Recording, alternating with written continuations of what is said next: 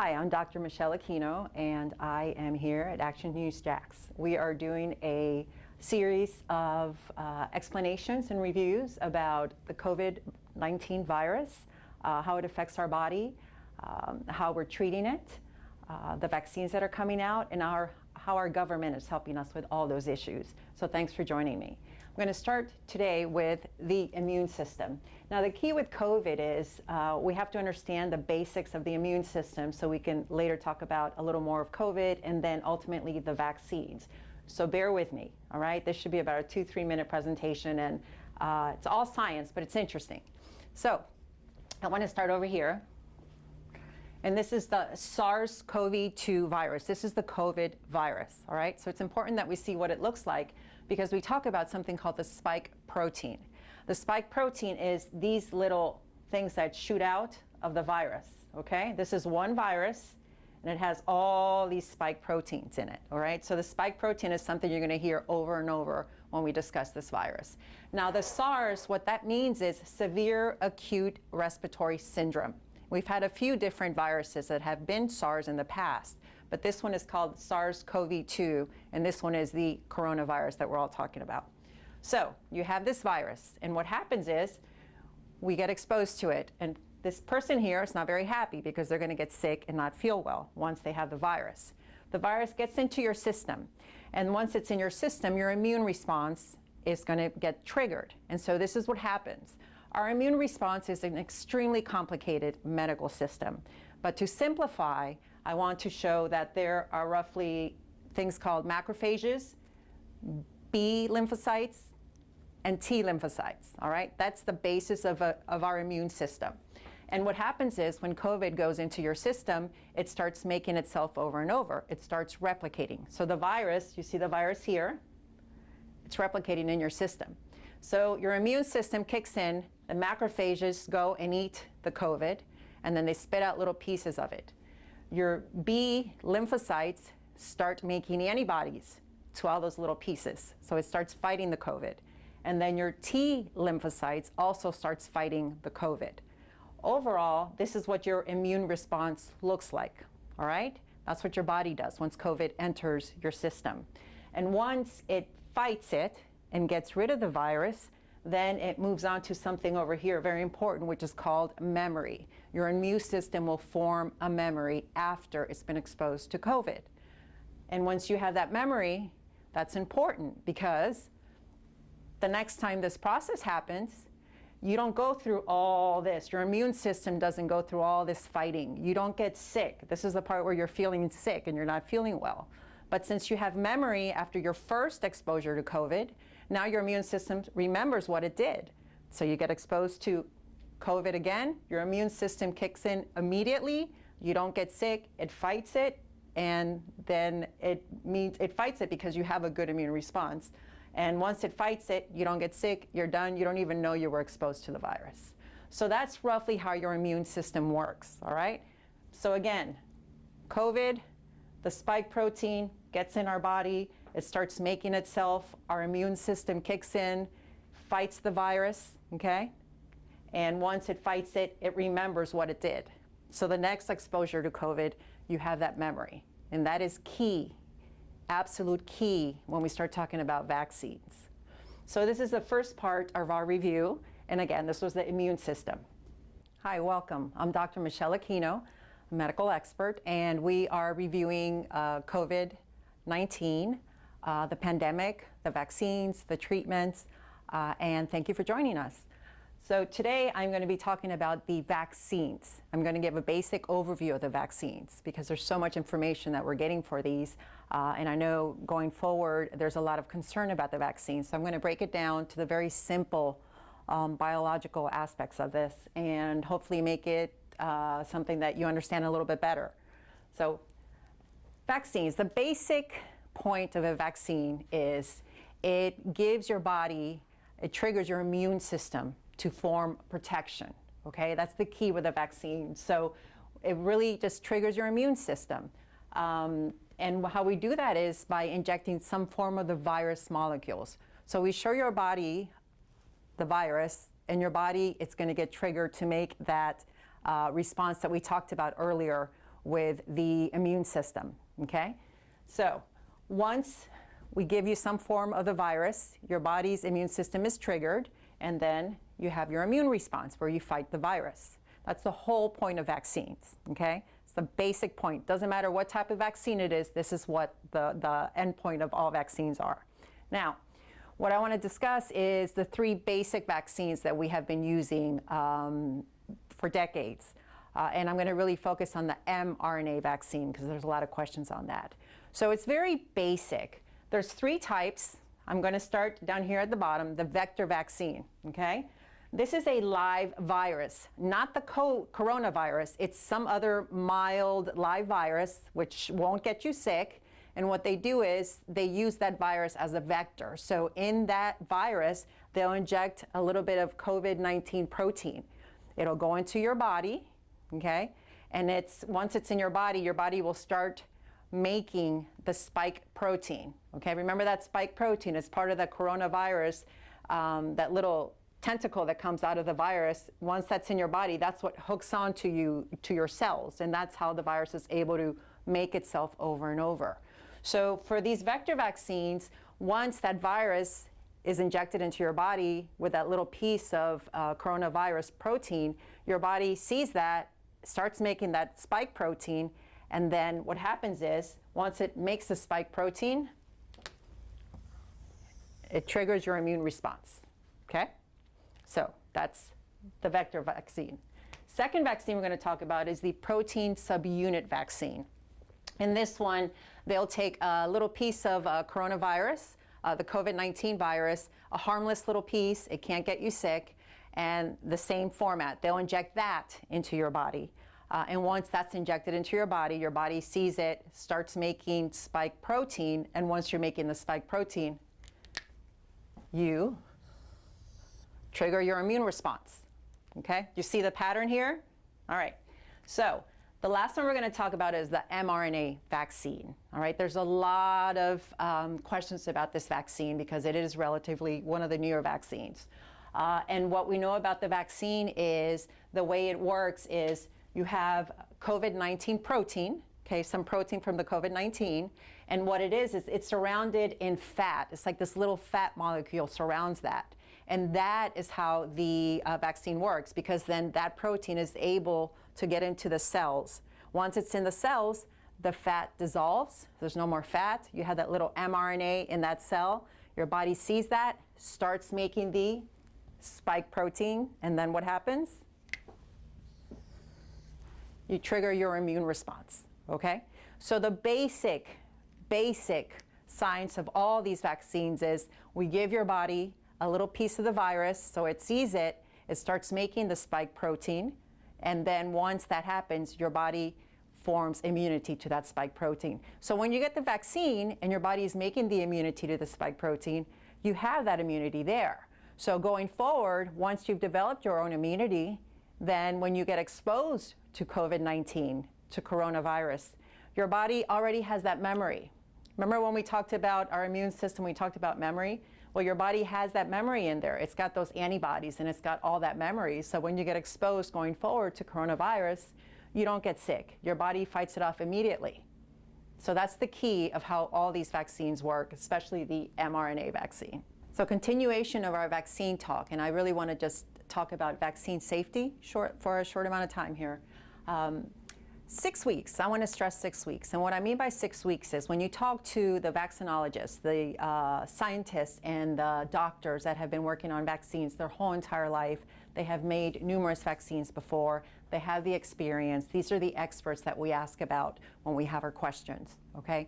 When you ask this group of people about side effects, in their experience, majority of side effects have all happened within 6 weeks of a vaccine being given. And I want to stress that because a lot of these vaccines, there's a lot of wariness in the public and we're concerned about them being new. But I really want to stress that, you know, the body only works a certain way. And when we give it a new vaccine, it is functioning right then and there. And if we're going to see a side effect, if we're going to see something that is concerning to us, a lot of these side effects, we see them within the 6 weeks. And I really want to stress that because right now, when we're thinking about the Pfizer vaccine. We're waiting to see if that's approved, and the Moderna vaccine is coming in right after that. These vaccines have been given, and we have at least 8 weeks of safety data for these vaccines. And it's just something I really want to stress, that, again, any major side effects are seen within 6 weeks of that first vaccine being given. That's one important thing. The other one I want to stress is, a lot of people ask, what happens once you get these vaccines? Is it just a free-for-all? You walk around, and if you have a side effect, no one ever knows about it? Not at all. So the government sets up numerous agencies that are going to be monitoring all the safety systems for the vaccines. In other words, everyone that gets a vaccine is given information of who to call, who to notify if any side effects, no matter how minor, come up, and they will be monitored. These are some of the various agencies. VAERS is one agency, the VSD is another one, BEST is one other, and also looking at all the Medicare claims, actually, they're going to be able to see any side effects from the vaccines. So our government has already in place these safety precautions to verify that there's ongoing, nonstop monitoring of everyone who receives the vaccine. Okay, because obviously safety is so important for all of us. And up to this point, it looks like they're safe. We're going to see if they get approved soon. But again, going forward, even once you receive your vaccine, we are still monitoring for any further safety issues that we're going to need to monitor. So I just want to make sure everyone's aware of that. Hi, thanks for joining me. I'm Dr. Michelle Aquino. I'm the Action News JAX medical expert, and we are reviewing COVID. Today, we're going to talk about the FDA, emergency use authorization, and Operation Warp Speed. Let's start. So the FDA, the Federal Drug Administration, all right, the key to the FDA, what they are doing for COVID right now is they are trying to verify if we have something that's going to help us treat COVID, okay? So their job right now is to ensure that whatever is brought to them, whatever vaccine is brought to them, is showing that it's working, it's effective, and that it is safe, okay? Now the safety, we want to make sure that when we say safety, we look at the overall health benefits of the possible vaccine, and then if those are much greater than the known risks of actually getting the disease, then the vaccine will probably be okayed for use, okay? And I want to stress that. This is not, everything is 100% kosher. We can say, okay, let's use the vaccine. They're looking at a pros and cons list. And again, right now, we look at the safety of the vaccines that we have, the information that we have, and then we look at getting COVID in and of itself and what the result of that is. And if the safety looks much stronger, much better than actually getting COVID, then a vaccine can be approved, okay? Now, the other thing I want to talk about is a study, okay? When you have these vaccines, they all have to go through this vigorous studies, okay? And I'm going to break down the studies for you. There's roughly 4 steps in the studies, okay? So anyone that decides they're going to make a vaccine for COVID, they come up with their plan, and then they have to send this information into the FDA. And it's very basic. They start with animal models, and this is just giving them the vaccine that the company has made to see what kind of effect it has on the animals. And once those are seen, and we see that the animals tolerate the vaccine, then we go to the human trials. Once we start human trials, that is phase 1. That's the first part of the human trials. Now, these trials usually are a very small number of people, okay? We're talking 10s and 20s, 30s, a very, very small number, and they're all healthy, all right? So there's a very healthy people, very small subgroup of people, and what we're trying to figure out in phase 1, we're trying to see how safe is it to get the vaccine, and also we're trying to get an idea on the dosage of the vaccine, what the dosing should be, all right? So that's the information that phase 1 gives us. Now, once you're done with phase 1, let me backtrack a second.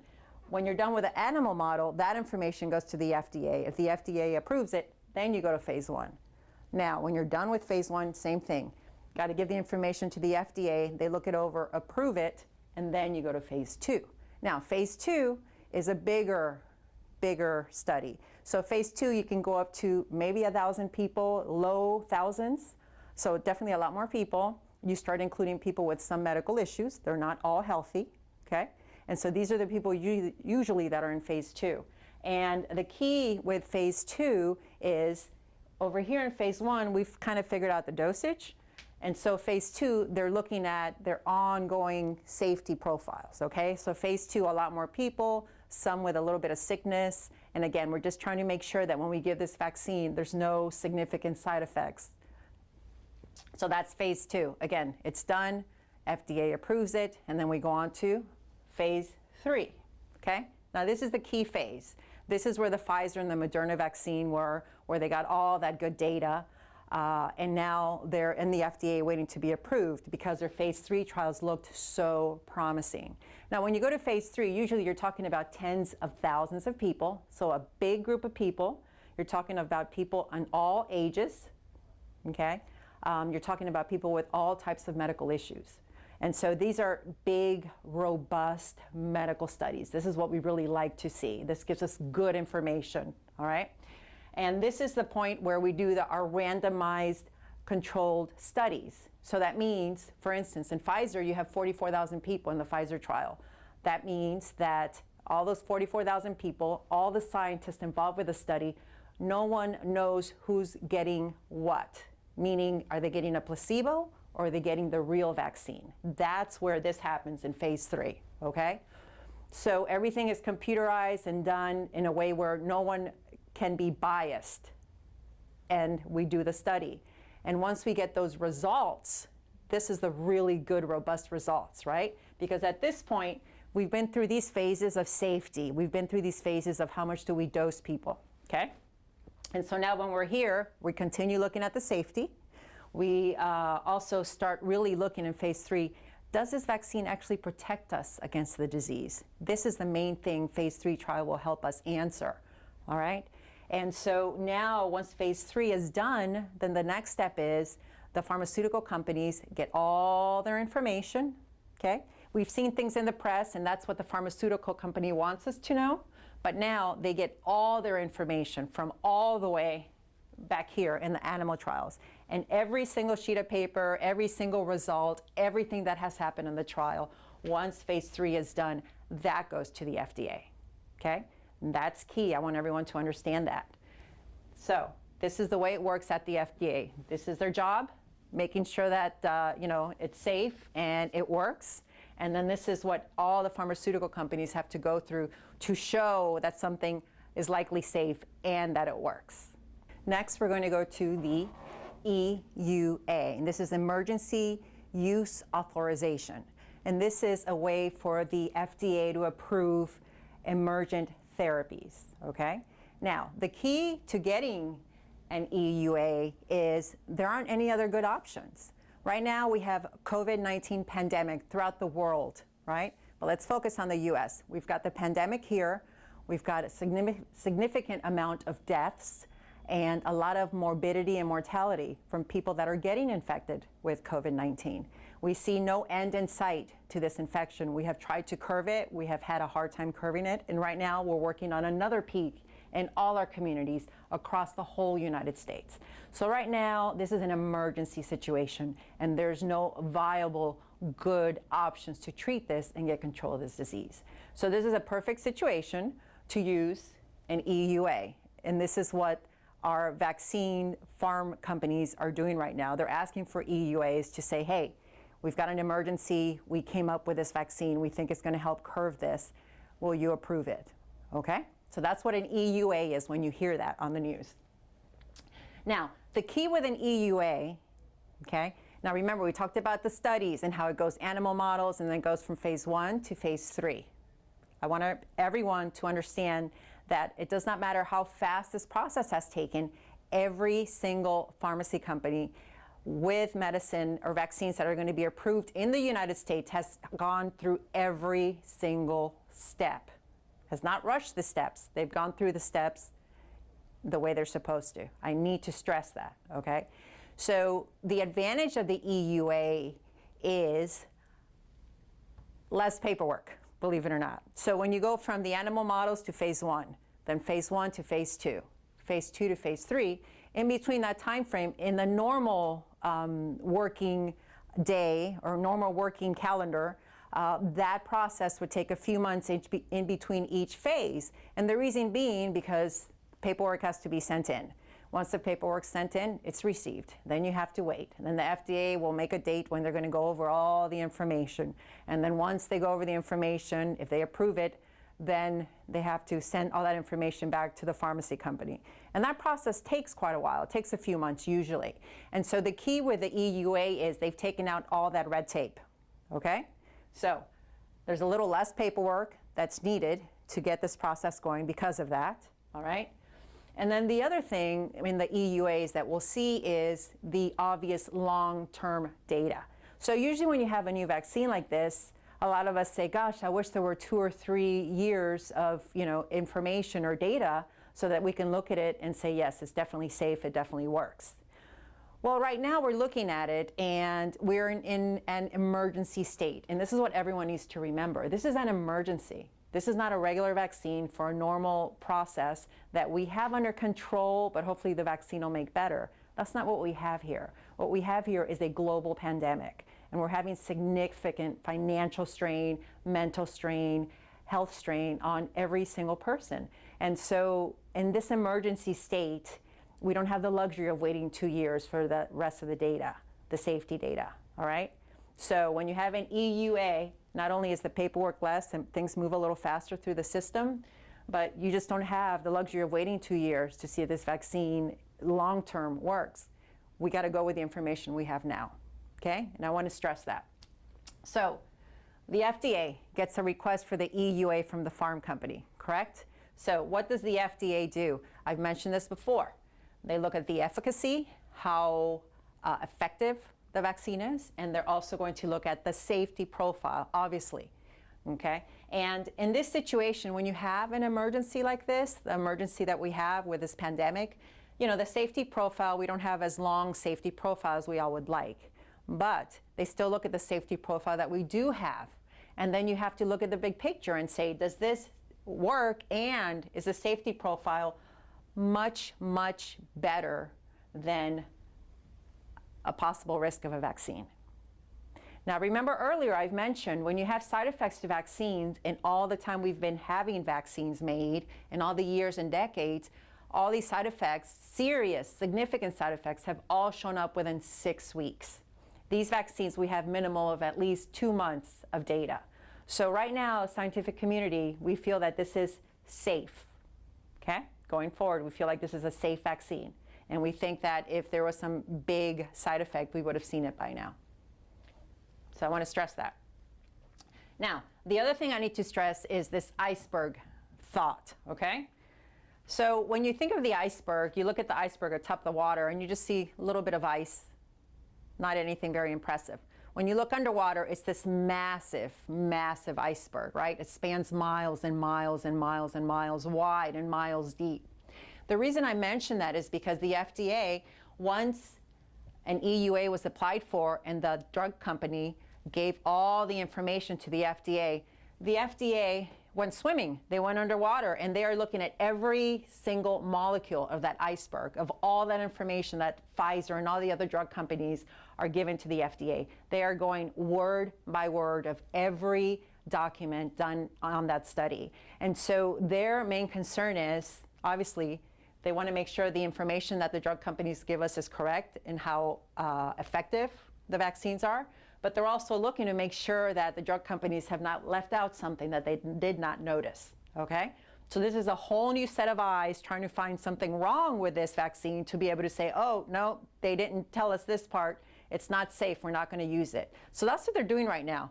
They're trying to prove to themselves that this is safe and that this works, okay? And I really need to stress that. So they're going through that process. And then there is this amazing committee called the Vaccine and Related Biological Products Advisory Committee. Who's in this committee? All right. This is the premier scientists, premier medical doctors, premier doctors, the premier doctors that work and scientists that work in the vaccines. All right. These are the people, the world-renowned scientists, the world-renowned experts. They have no ties to the FDA, okay? They're coming to give, they get together and they come to give us an unbiased opinion of the data. So we have the FDA going through every single word of all the data that the pharmacy company has given them. And then you have this committee of people that are extremely qualified to give their opinion on this subject. And they are also going through every single word of all the information, all the safety data, of all the efficacy data that the pharmacy companies have given to the FDA, all right? And now the key with these guys, the Vaccine and Related Biological Advisory Group, is these guys share their information with the public. They're giving us spurts saying, we've read through this part, this is showing up. We've read through this part, this is showing up, okay? And also they give their information to the scientific community. So even before the FDA makes an opinion, they're gonna make their opinion and share it with us, with the world, with the scientific community, and share it with the FDA. So we have these two extremely intelligent, extremely unbiased is a tough word. And the reason I would say unbiased is because I think at this point, all of us have had some interaction with COVID. Some of us have had deaths in the family with COVID. So I don't know that anyone is 100% unbiased. But I would say that these are scientists, and they're looking at this as something that they're probably going to take, that their families are going to take, and they want to make sure it's safe, and they want to make sure it works. And so we have these two very, very well-placed groups in place that are looking at all this information to verify that this is the safest thing we can get and the most effective thing we can get right now to help stop this pandemic. All right, let's go to the next part of our talk, and this one is on OWS. That is Operation Warp Speed, okay? And this is one of the reasons that we've been able to get a vaccine so fast, all right? So our federal government, our president, was able to, step one, he unified everyone that's working on vaccines. He pretty much said to everyone, if you're working on a vaccine, all the scientists, all the medical personnel, all the nonprofits, the pharmacist companies, everyone, all the government agencies, he unified everyone. And he said, all right, stop everything else you're working on, let's get this done, okay? So the one key thing is everyone became unified with one goal in sight. We want to make a vaccine, okay? Now, the next thing he did was put $24 billion into the process up to now. And I'm sure that money might be increasing in the future, of course, but up to now, $24 billion he's put into this process. And I'll explain why that money is so important a little going forward, okay?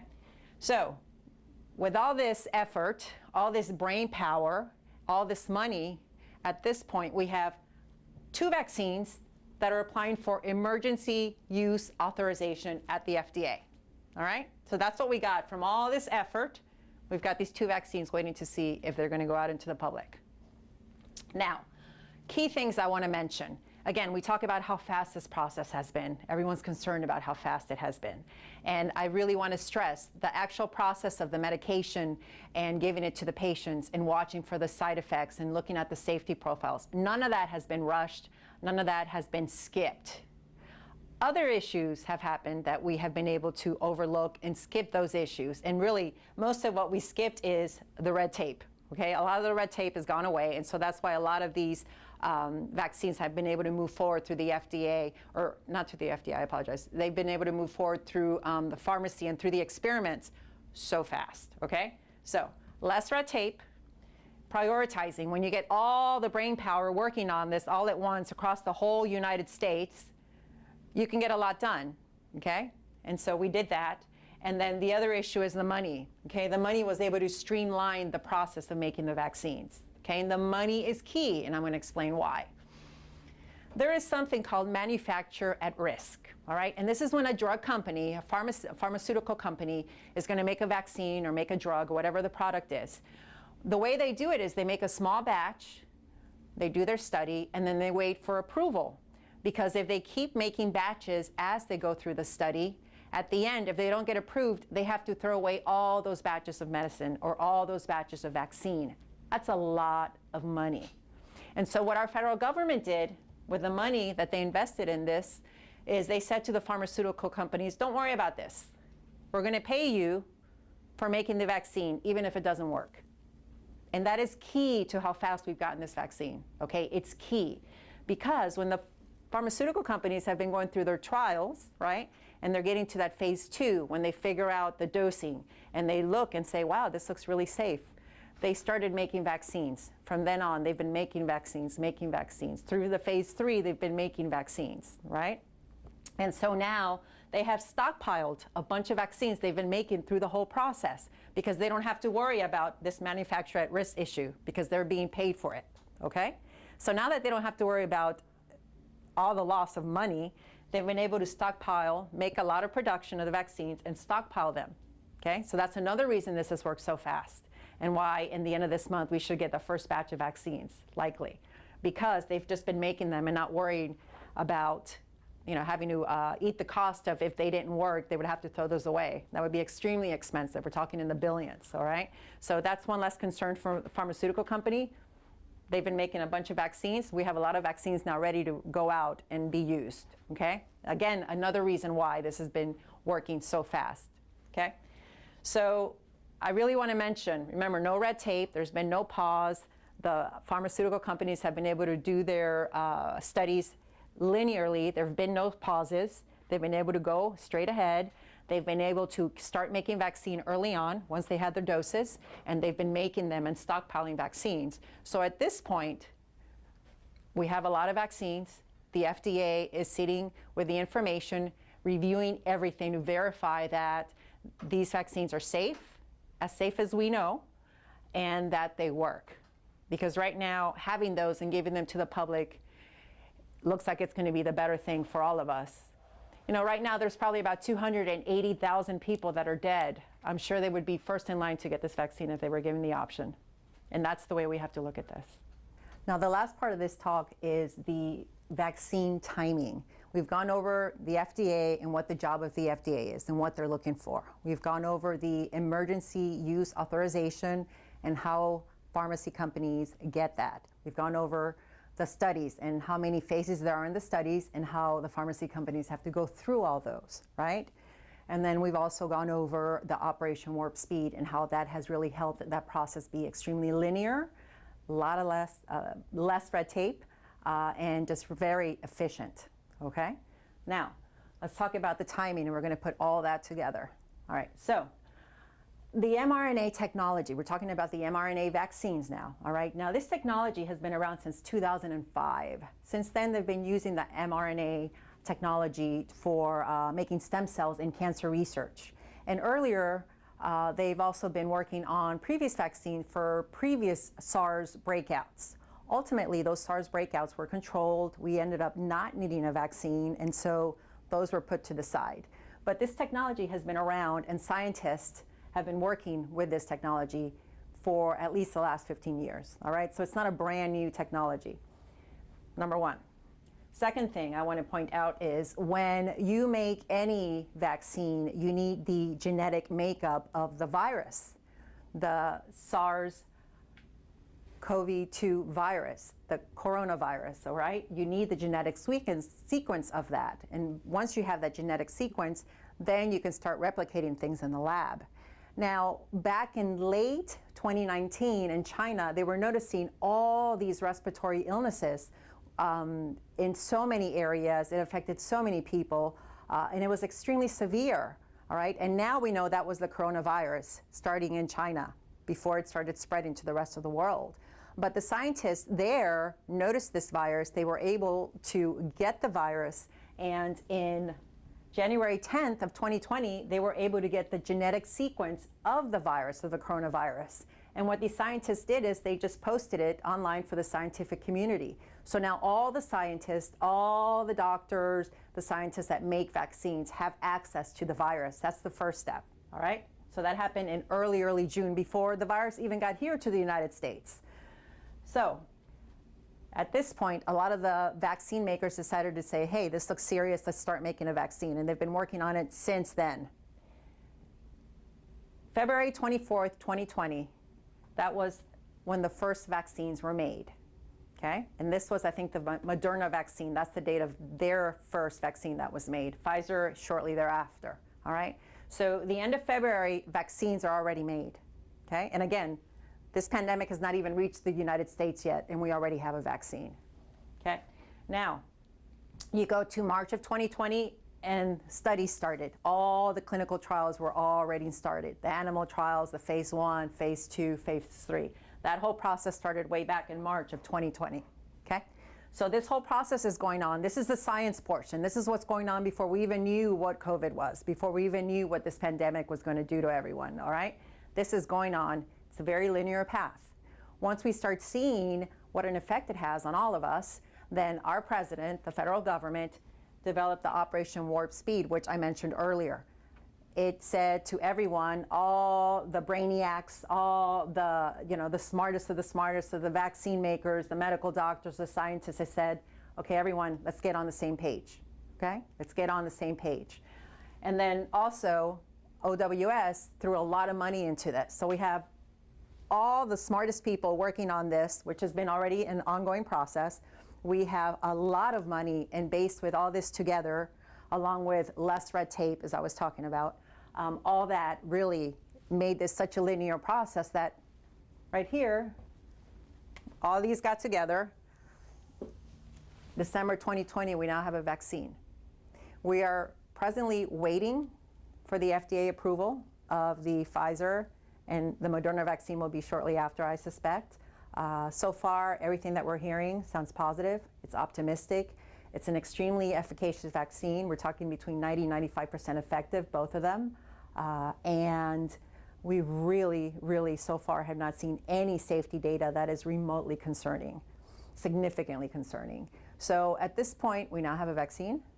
We have 2, and let's see what happens in the next few days. Hi, I'm Dr. Michelle Aquino, medical expert for Action News JAX. Thanks for joining me. Today, I am going to be talking about the Pfizer vaccine. We're going to talk about it in a little bit more detail and talk about the side effects and more of the information that we've gotten recently from the FDA for this vaccine, all right? So, Pfizer vaccine, it had 44,000 people in the study. And so far, this is the only study that went down to age 16. So we have pediatrics included to a certain degree. And I think going forward, as the study keeps going, they're going to start adding kids down to the age of 12 years old, okay? So the Pfizer vaccine is the only study right now that has any type of pediatric data. It's important to know. Now, when we talk about randomized controlled studies, we get these 44,000 people. They are all included in the phase 3 trial, and they're split in half. Half of the group, 22,000 people, are going to get the actual vaccine, and the other 22,000 people are going to get a placebo, okay? And then once they get that, we see what the data shows. Now, this vaccine is an mRNA vaccine, which we've spoken about earlier, and it's a 2-shot vaccine, all right? You get your first shot. 3 weeks later, you have to get your second shot. You need both shots, okay? Now, the key with the Pfizer vaccine that everyone is hearing about in the news is the storage. Now, the Pfizer vaccine likes to be in extremely cold weather, and I'm talking like negative 94 degrees Fahrenheit. That is a normal day in the North Pole, okay? So it needs to, it requires a lot of cold and special freezers. And so right now, the Pfizer vaccine is turning out to be a bit expensive because of that, because it needs all this special situation and requirements so that it can be transferred safely to where it needs to be. Now, the key with this vaccine also is once you take it out of the special freezers, you have to use it within 20 days. And after 20 days, you got to throw it away because it becomes inactivated, it doesn't work.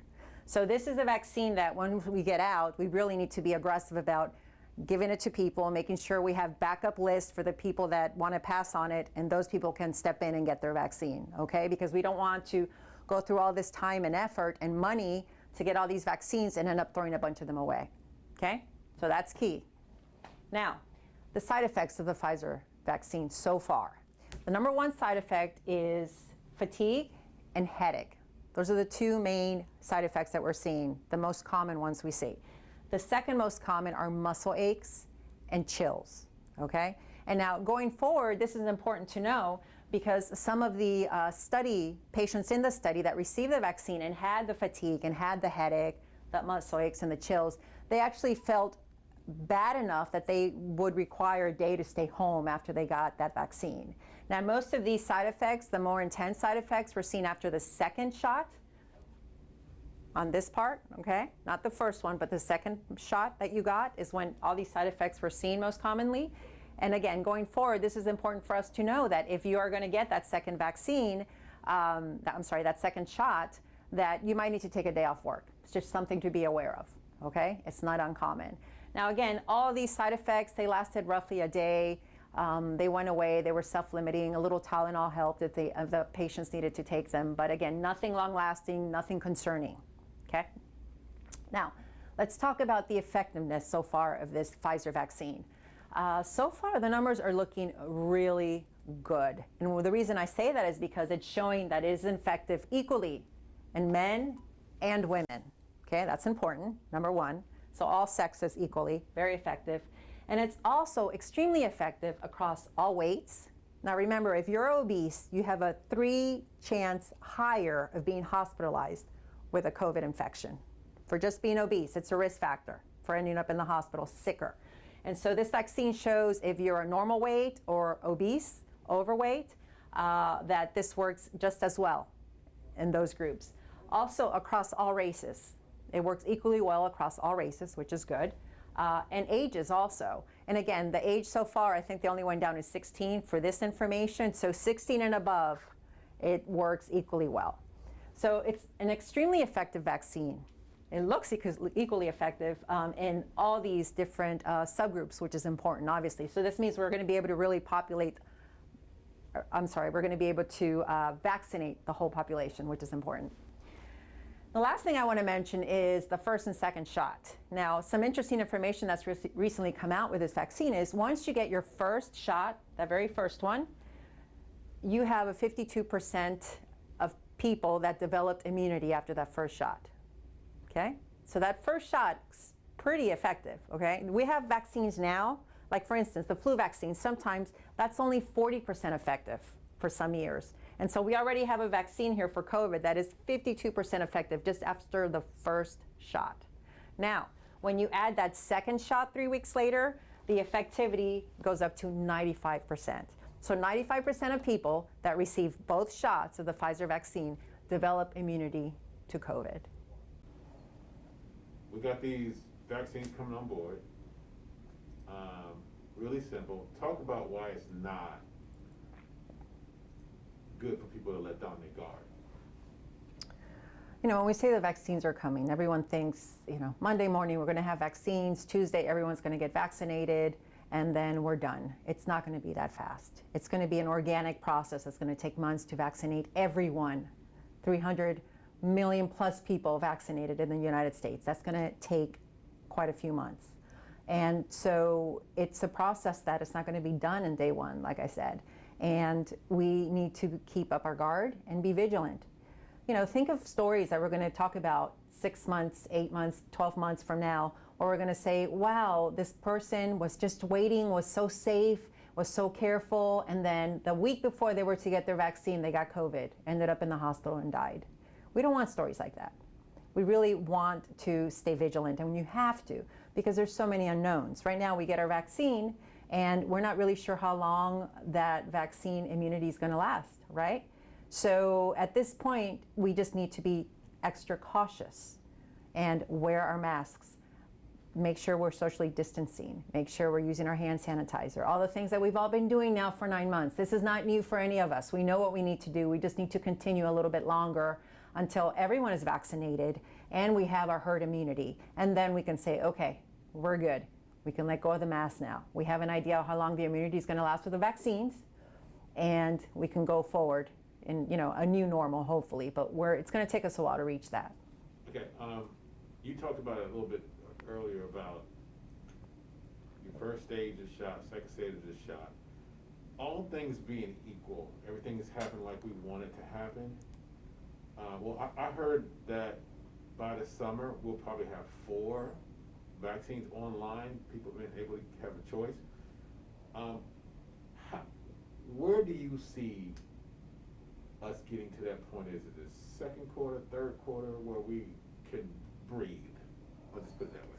That's a tough answer, and the reason being because this is all organic. We're talking about these vaccines that aren't even approved yet. You know, today's December 10th. Will it get approved? I suspect it will, just because all the data so far shows that the Pfizer vaccine at least is efficacious, and it shows that the safety profile so far is not concerning, which is good. So I think that one's going to get approved. I think Moderna is going to be close after that. We're waiting for AstraZeneca. They still have some work to do. And then I know the Johnson & Johnson vaccine was also a big vaccine that we were looking at, but that's been slowed down a little bit for some separate issues. And so right now we have 2 that are definitely going to be in our near future. And then after that, who knows how many more are going to be in the future. So again, we're trying to postulate all these time frames on things that haven't happened yet, haven't been approved yet, and no one's taken yet, which is a tough answer. Having said that, looking at the numbers and saying that the Pfizer and the Moderna vaccines do get approved and do come out, based on those numbers, it looks like the public should start getting vaccinated sometime in April. That's the timeline we're getting right now. So of course, that timeline will be sped up if we get more vaccines, if we get more supplies. But if things are lax and it takes a little while longer to replenish our supplies and get more vaccines through the phase 3 and get them approved, then it's going to be a longer process.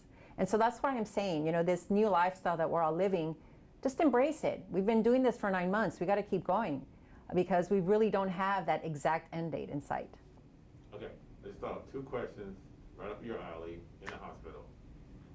Talk about what astonishes you when you go see patients in the hospital. What's that thing that said, come on, you haven't gotten this yet? All right. Well, to be honest, the thing that astonishes me the most right now is the kindness of patients that have COVID. And the reason I say that is because I'm a hospitalist. I'm an internal medicine doctor. I work only in a hospital. I'm never outside of the hospital. And all I do is take care of patients that need to be hospitalized. So I'm taking care of sick patients that come in not feeling well. We're not on our best behavior when we do that, and that's fine. I have no problems with that. I do my job. I don't have an issue with that. But I've noticed that the COVID patients, I think that they are all so scared and they are so appreciative of everything we do. And mind you, when I sit down and talk with a COVID patient and tell them, listen, this is what we're going to do. You're needing oxygen. You need to be in the hospital. We're going to give you steroids. I'm going to put you on a baby aspirin. Based on your blood work, you might or might not get plasma. You might or might not get remdesivir. You might or might not get a very strong blood thinner. All right? And in the process of all this, if your oxygen gets a lot worse, you're going to have to go up to the ICU because you might need a tube down your throat. These are normal, everyday bread and butter conversations you have with everyone that gets admitted to the hospital with COVID because there's so much unknown with this disease. And I can tell you that it has been very, I guess, gratifying because I feel like a doctor. I feel like I'm helping these people and they're so open to the treatments. And again, none of the treatments we can say this 100% is going to make you better and get you out of the hospital. Most of the treatments I say, we think it's going to help. We don't think it's going to hurt. If you were my relative, I would take it. That's really how my discussions go with all my patients.